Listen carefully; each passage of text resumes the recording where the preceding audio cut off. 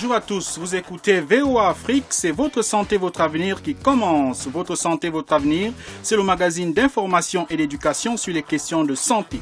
À ce micro, je suis Mohamed Oumfa et Rosine Mounezero est avec moi dans ce studio pour la co-présentation. Bonjour Rosine. Bonjour Mohamedou, bonjour chers auditeurs. Cette semaine, nous parlons de la fièvre hémorragique Ebola. Une épidémie d'Ebola frappe pour la 9e fois la République démocratique du Congo. Nous ferons le point avec le ministre congolais de la Santé. Il y avait eu un décès qui est arrivé le 2 mai. Suite à ce décès, ils ont fait des investigations. Ils ont pris 5 tests de laboratoire chez des personnes qui présentaient des symptômes. 3 échantillons se sont révélés négatifs et 2 échantillons étaient positifs. Dans cette édition, nous vous dirons tout ce qu'il faut savoir sur cette maladie mortelle. Au début, ça commence comme une fièvre banale. La deuxième phase, vous voyez maintenant, les yeux deviennent rouges, la bouche devient rouge. Maintenant, la troisième phase, c'est la phase hémorragie. Le malade commence à saigner par tous les pores. Et nous parlerons aussi de la recherche des vaccins contre la maladie. Il y en a une bonne douzaine même qui sont à différents niveaux d'évaluation. Alors dans le plus avancé, il y a le vaccin VSV-Lebo qui a été testé par l'OMS en Guinée en 2015. Toutes ces informations, c'est dans la suite de ce programme qui commence comme d'habitude par l'actualité. Coup d'œil sur l'actualité. L'actualité santé aujourd'hui, c'est avec Modibo Dambélé. Bonjour Modibo. Bonjour Rosine. Alors commençons par l'épidémie d'Ebola en République démocratique du Congo. Au 3 mai dernier, on parlait déjà d'une vingtaine de cas suspects. Oui Rosine, pour la 9e fois de son histoire, la RDC fait face à une nouvelle épidémie de maladies à virus Ebola. Une dizaine de décès sont suspectés d'être liés à l'épidémie. Des décès localisés dans la province de l'Équateur selon le ministère de la Santé. Une équipe du ministère congolais de la Santé, appuyée par l'OMS et Médecins sans frontières, s'est rendue sur place dans la ville de Bikoro, l'épicentre de l'épidémie. L'OMS indique qu'elle veut rassembler d'autres échantillons et sensibiliser la population avec des messages de prévention et de contrôle. Et le 9 mai dernier, 4 nouveaux cas suspects ont été signalés. Tout à fait. 4 nouvelles personnes sont contaminées, parmi lesquelles 2 membres du personnel soignant qui étaient en contact avec des malades, a déclaré Dr Serge Ngalebato, médecin directeur de l'hôpital général de Bikoro. L'OMS a débloqué $1 million pour financer la lutte. Au Nigeria voisin, l'épidémie d'Ebola préoccupe les autorités qui ont décidé de mener une surveillance aux frontières. Effectivement, toute personne arrivant de RDC et des pays voisins sera passée au crible, a annoncé le ministre de la Santé nigérian. D'ailleurs, la Fédération nigériane de football hésite à maintenir le match amical prévu à la fin de ce mois entre les 2 pays, et ceci pour des risques sanitaires. Des mesures radicales qui peuvent paraître disproportionnées, mais qui donnent la mesure de la peur des épidémies dans le pays le plus peuplé d'Afrique. Situé non loin de l'Équateur avec un climat humide et très chaud, le Nigeria est un terrain propice au virus et il a dû affronter des maladies aussi rares que dangereuses. Cette année, une centaine de personnes ont déjà succombé à la fièvre de Lassa, une fièvre hémorragique de la famille d'Ebola. Le ministre nigérian de la Santé, Isaac Adewele, a fait savoir que son pays mettait en place un centre d'urgence pour se préparer en cas de propagation de l'épidémie. Vous suivez Votre santé, votre avenir sur VOA Afrique. La lutte contre le sida, enfin, les États-Unis vont apporter sur 1 an une aide de $140 millions à la Côte d'Ivoire. C'est ce qu'a annoncé l'ambassade américaine le 7 mai dernier. Un mémorandum avait été signé à Washington le 20 avril par la coordinatrice américaine de la lutte contre le sida et la Côte d'Ivoire. Programmée sur la période d'octobre 2018 à septembre 2019, l'aide a pour objectif de réduire radicalement l'infection par le VIH et réduire les décès liés au VIH afin d'aider le gouvernement ivoirien à atteindre une génération sans VIH et sans sida. Depuis 2004, l'aide américaine à la Côte d'Ivoire dans la lutte contre le sida s'élève à 1,5 milliard de dollars. Elle a permis de dépister plus de 10 millions de personnes, de mettre sous traitement antirétroviral 220 000 personnes et d'offrir des services de soins et de soutien à plus de 300 000 orphelins et enfants rendus vulnérables du fait du VIH. Vivement que cette aide apporte davantage dans la lutte contre le VIH-Sida en Côte d'Ivoire. Merci Modibo.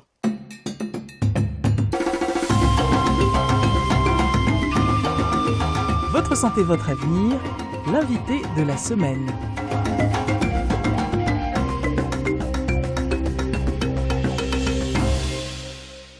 On On reparle d'Ebola en RDC. Pour la 9e fois, ce pays est victime d'une épidémie de cette fièvre, pas comme les autres. C'est d'ailleurs en RDC que fut découvert le virus d'Ebola. C'était en 1976.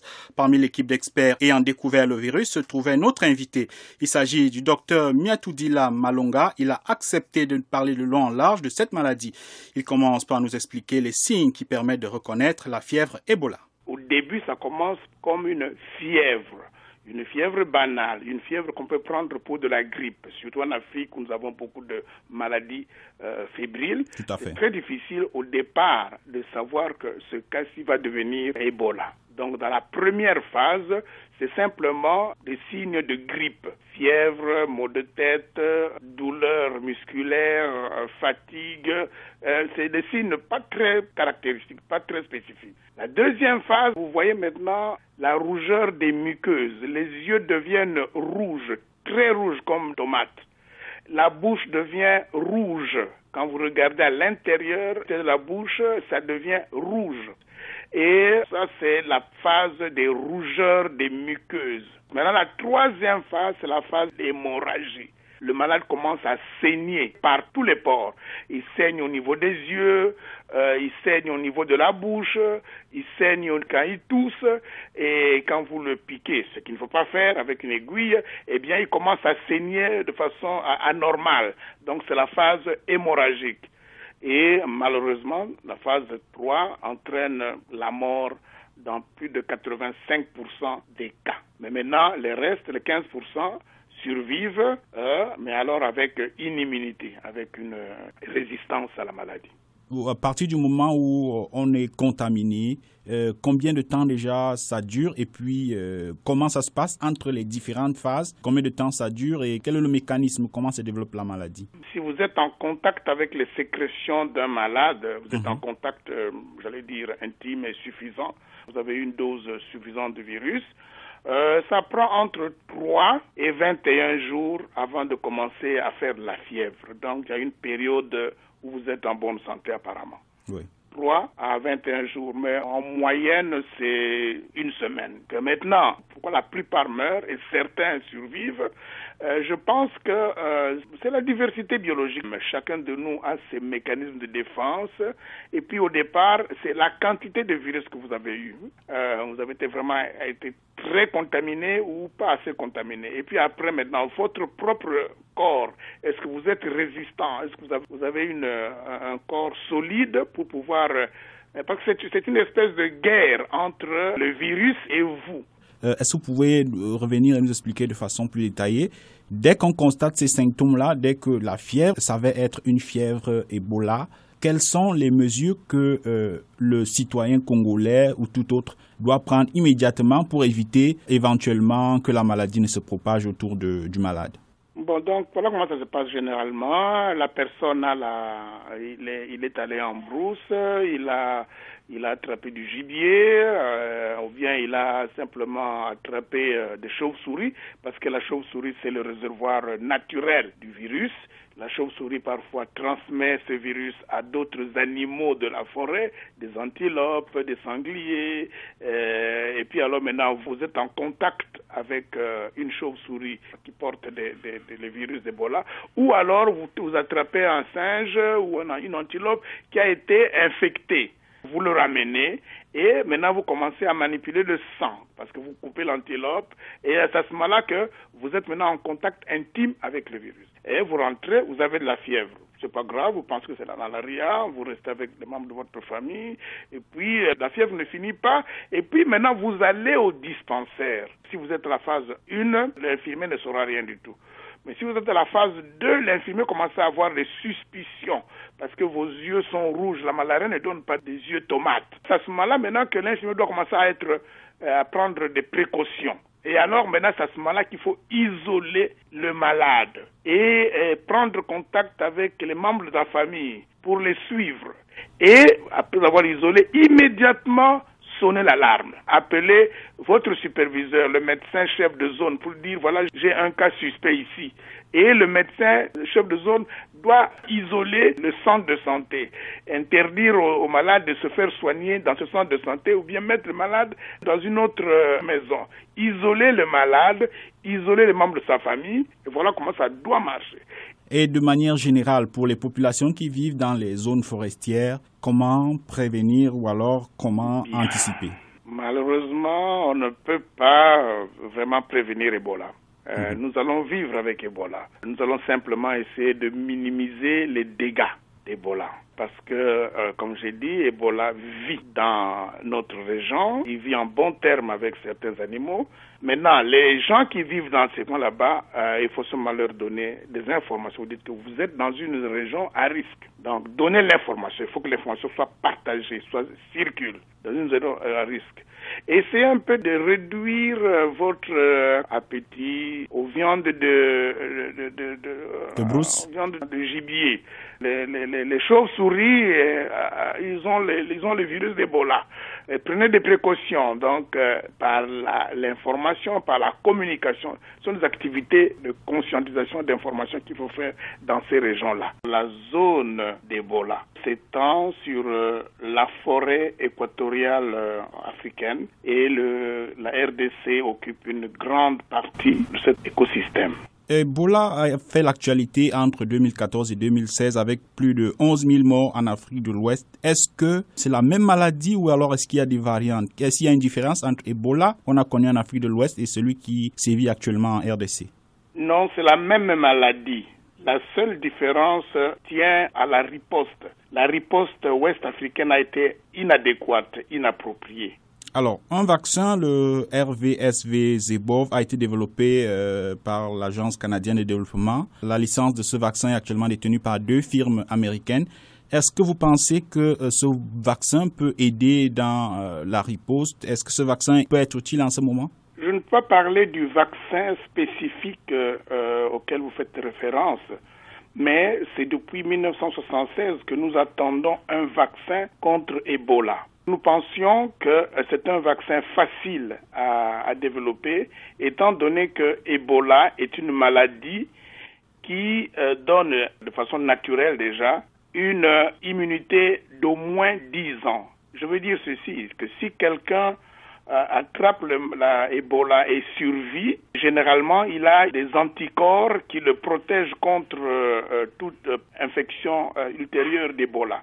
Donc c'est une maladie qui immunise. Naturellement, l'immunité peut durer plus de 10 ans. Donc, c'était facile en théorie de faire un vaccin efficace contre Ebola. Justement, parlons des dernières épidémies. On constate en remontant l'histoire que la RDC a toujours réussi à circonscrire très rapidement et de façon efficace les épidémies. Quelles sont les méthodes qui ont été employées qui favorisent cette efficacité contre la maladie? L'efficacité de la lutte contre Ebola repose sur un principe excessivement simple. Il faut avoir confiance en la capacité des gens de terrain de lutter contre la maladie. Parce que Ebola peut être très rapidement maîtrisé par les ressources locales. Quand je dis locales, je veux vraiment dire de la communauté qui est atteinte. Si cette communauté est empowered, c'est-à-dire que si on lui donne la capacité, les informations et les petits moyens, mais surtout l'information, on lui donne des renseignements sur la maladie, la communauté locale peut facilement maîtriser la maladie. Et surtout, si cette communauté bénéficie maintenant d'un support, je dis bien support, du niveau de l'extérieur, ce support peut venir de la province, du niveau intermédiaire, de la capitale du pays, du niveau central, et de l'extérieur, de la communauté internationale. Mais tout ce support-là doit être en appui à l'effort local. C'est ça la recette. En Afrique de l'Ouest, on a pensé que c'était la communauté internationale qui devait prendre le devant. C'était ça l'erreur. Donc, le succès de la RDC vient du fait qu'on applique le principe de mettre la communauté driver seat. Donc, c'est la communauté qui doit diriger, conduire les activités et bénéficier de support extérieur. Vous parlez justement d'activités de la communauté et de support. De quoi s'agit-il concrètement quand on sait qu'actuellement il n'y a pas de médicaments pour soigner la maladie et qu'il n'existe pas encore effectivement un vaccin sûr et efficace? Quel type de méthode et d'activité parlez-vous pour circonscrire la maladie? Exactement. C'est parce qu'il n'y a pas de traitement que les niveaux extérieurs viennent faire quoi? Quand vous amenez des militaires américains en Afrique de l'Ouest, qu'est-ce que vous leur demandez de faire? Moi, je leur ai demandé, quand vous allez là, vous faites quoi? Qu'est-ce que vous faites que la population locale ne peut pas faire? Nous faisons de la réhydratation. Est-ce que la population locale ne peut pas faire de la réhydratation? Et réhydrater, ça veut dire donner des liquides. Est-ce qu'on a besoin de quelqu'un de Washington pour aller dans la forêt guinéenne pour faire boire des gens?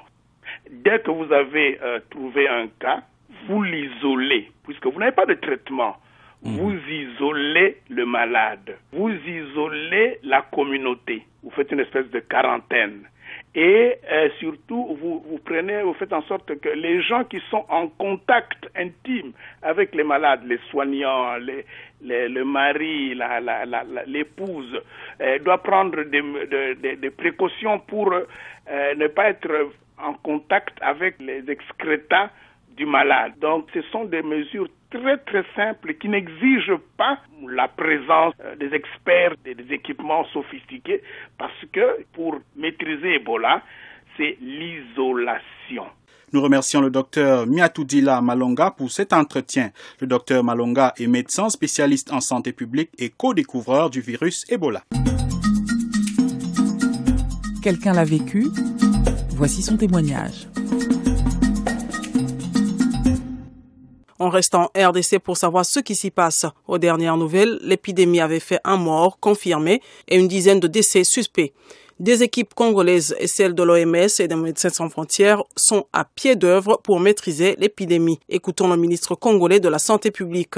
Le docteur Oli Ilunga a été joint par notre collègue Eddie Isango. Il y a 7 personnes hospitalisées à Bikoro et 4 patients à Iboko. Ceux-là, ce sont des nouveaux patients. Et il y avait à Iboko un 5e qui est décédé.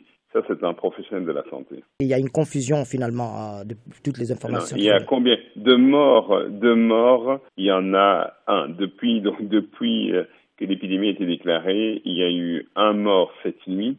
Et juste avant la déclaration donc de l'épidémie, il y avait une équipe qui avait été sur place pour investiguer un décès qui est arrivé le 2 mai dans la zone de santé de Bikoro. Suite à ce décès, ils ont fait des investigations. Ils ont pris 5 tests de laboratoire chez des personnes qui présentaient des symptômes. Ils ont ramené les tests de laboratoire, les 5 échantillons de laboratoire à Kinshasa. Le 7 mai, on a analysé les 5 échantillons. 3 échantillons se sont révélés négatifs et 2 échantillons étaient positifs. Ça, c'est la situation exacte. La RDC connaît depuis longtemps des cas d'Ebola. Comment expliquer qu'un membre du personnel soignant puisse être décédé d'Ebola?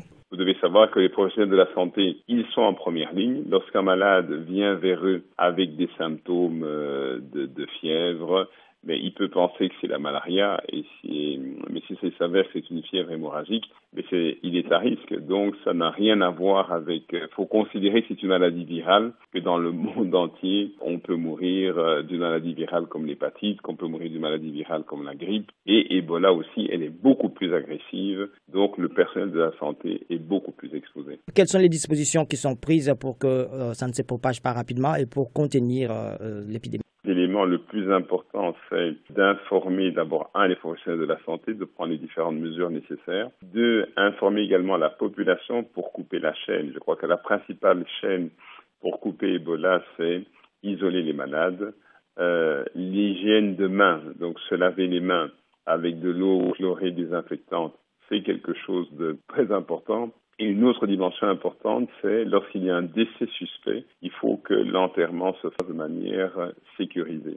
Et ça, c'est vraiment les éléments sur lesquels on insiste, aussi bien auprès des professionnels de la santé, mais également aussi il y a tout un travail à faire avec les leaders communautaires pour faire comprendre aux familles que lorsqu'il y a un décès suspect, quels que soient les rites coutumiers, il faut quand même respecter et faire en sorte que l'enterrement se fasse de manière sécurisée. Le Nigeria, qui est un pays éloigné, prend des dispositions et offre une aide à la République démocratique du Congo. Est-ce que vous êtes prêt à collaborer avec Abuja? Ce qui se passe, c'est que en RDC, on a une grande expérience de la maladie à virus Ebola. Je crois qu'il y a un comité de riposte, de lutte contre la maladie à virus Ebola, donc qui est mis en place. Et ce comité, on travaille avec une série de commissions et les acteurs locaux, avec l'OMS, avec le CDC d'Atlanta, tous ces gens-là sont membres de ce comité de riposte. Donc, ceux qui veulent venir prêter main forte, doivent venir et s'inscrire dans le cadre de notre stratégie de riposte. Et alors, il faut aussi savoir que le pilier de toute la riposte, c'est la Direction générale de lutte contre la maladie, qui a aussi un centre des opérations d'urgence. C'est ceux-là qui organisent la riposte. Ceux qui veulent participer aussi à la riposte sont appelés à collaborer avec les structures qui sont en place.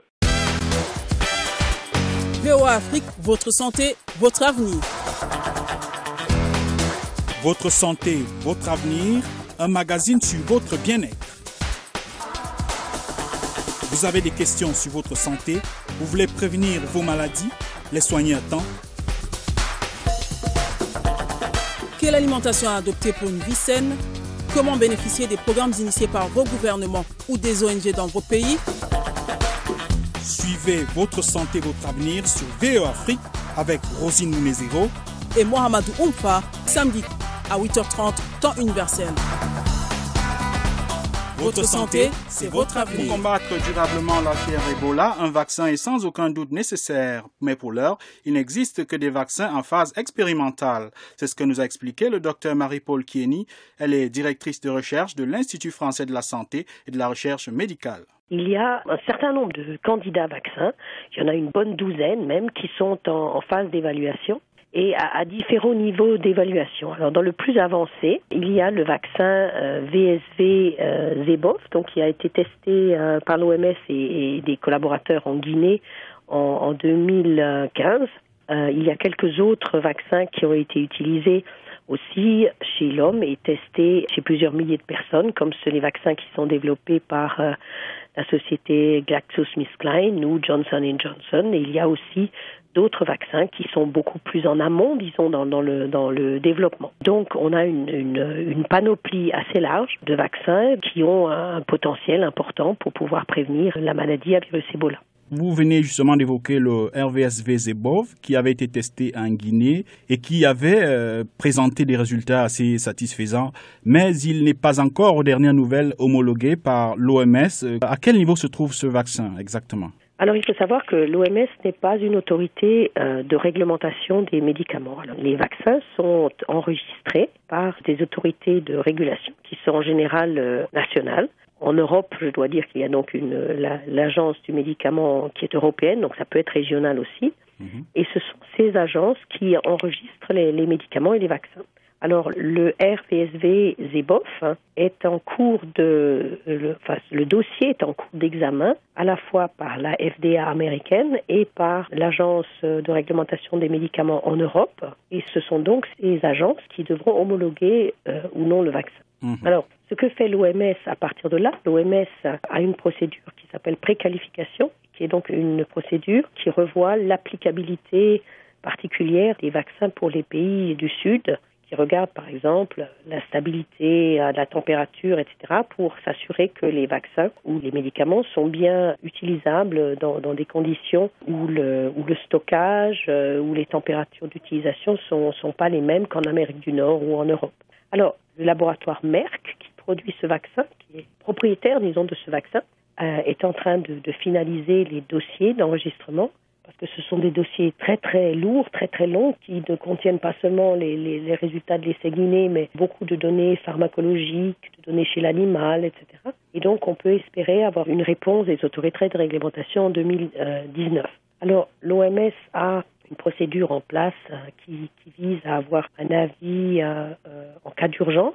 Et donc, la procédure pour le vaccin RVSV-ZEBOF est en cours également. Comment agit ce vaccin dans l'organisme et au moment où vous l'administriez en Guinée, est-ce que vous avez noté des effets indésirables? Quand nous étions en Guinée, nous avions des collègues qui avaient trouvé une façon imagée pour essayer de faire comprendre à la population comment marchait ce vaccin. Et donc, je vais essayer de vous la proposer. Alors donc, le vaccin, le virus Ebola, c'est un virus qui est très dangereux et qui porte à sa surface, il a un manteau qui a la couleur de l'Ebola. Alors, le vaccin qu'on utilise, c'est un vaccin qui est un virus qui n'est pas dangereux pour l'homme, mais sur lequel on a mis le manteau du virus Ebola. Alors, ce qui passe, quand on vaccine quelqu'un, la personne qui est vaccinée va faire une réaction immunitaire, donc va monter ce qu'on appelle des anticorps et une réponse qui est dirigée contre le manteau de ce virus Ebola. Alors, le vaccin n'est pas dangereux pour l'homme, puisqu'il est basé sur un virus qui, lui, n'est pas dangereux, et on n'a que le manteau du virus Ebola. Comme les gens qui ont été vaccinés, si elles sont infectées plus tard par le virus Ebola, qui viendra avec ce même manteau, elles auront déjà tous les anticorps et tous les mécanismes pour reconnaître et pour s'attaquer à ce manteau. Donc, si les personnes sont infectées par le virus Ebola, ils vont le reconnaître et le détruire. Donc, c'est comme ça que ça fonctionne. En fait, le vaccin est basé sur un virus qui n'est pas pathogène et qui présente à l'extérieur toutes les caractéristiques du virus Ebola. Alors, ce vaccin a déjà été administré à plus de 16 000 personnes en Guinée et ailleurs, et il a été dans l'ensemble bien toléré. C'est-à-dire qu'il n'induit pas chez l'homme des réactions qui sont dangereuses. Alors bien sûr, il induit, comme beaucoup d'autres vaccins, certaines réactions d'intolérance, surtout au début, et ce vaccin en particulier est capable d'induire de la fièvre chez les gens vaccinés, chez un nombre assez important, un quart à peu près, de la fièvre ou des maux de tête ou des frissons. Ce sont les réactions les plus communément rencontrées. Mais la plupart du temps, ces réactions sont de courte durée. Donc, ce qu'on peut dire, c'est que la sécurité de ce vaccin est suffisante pour qu'on envisage son utilisation à large échelle. Nous remercions le docteur Oli Ilunga, ministre congolais de la Santé publique, et Marie-Paul Kieni, directrice de recherche de l'Institut français de la santé et de la recherche médicale. Questions et commentaires, c'est maintenant. Chers auditeurs, un expert vous répond.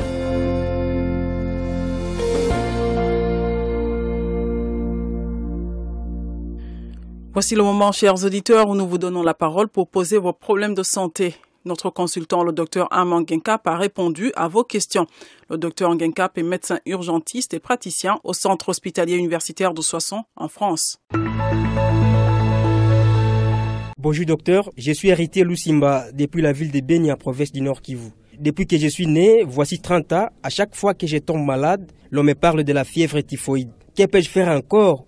La fièvre typhoïde, encore appelée maladie des mains sales, est une maladie infectieuse dont la contamination se fait essentiellement par voie orale. En plus du lavage des mains qui est indispensable, à savoir bien se laver les mains après sa toilette, bien se laver les mains avant de toucher les aliments et surtout bien se laver les mains avant de passer à table, il faut, pour éviter la fièvre typhoïde, absolument veiller à boire de l'eau potable ou de l'eau bouillie lorsqu'on est surtout en zone à risque. Comme autre mesure supplémentaire que je peux conseiller à Lusimba, c'est se faire vacciner s'il réside en zone à risque. Le vaccin antityphoïdique va lui conférer, grâce à une seule injection, une protection immunitaire contre la fièvre typhoïde d'environ 3 ans. Voici ce que je pouvais répondre à Lusimba.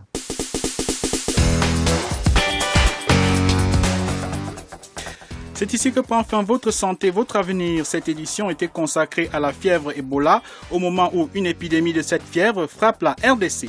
Pour en parler, nous avons reçu comme invité le docteur Miatoudila Malonga, médecin spécialiste en santé publique. Il faisait partie de l'équipe de recherche qui a découvert le virus pour la première fois en RDC en 1976.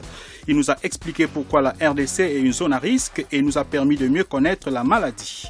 Pour faire le point sur le terrain, nous avons joint le docteur Oli Ilunga, ministre congolais de la santé publique. Enfin, nous avons parlé de la recherche des vaccins contre Ebola. C'était avec le docteur Marie-Paul Kieni, directrice de recherche de l'Institut français de la santé et de la recherche médicale. Nous leur disons tous merci. Nous remercions également Modibo Dembélé qui était là avec nous pour vous présenter les événements qui font l'actualité santé.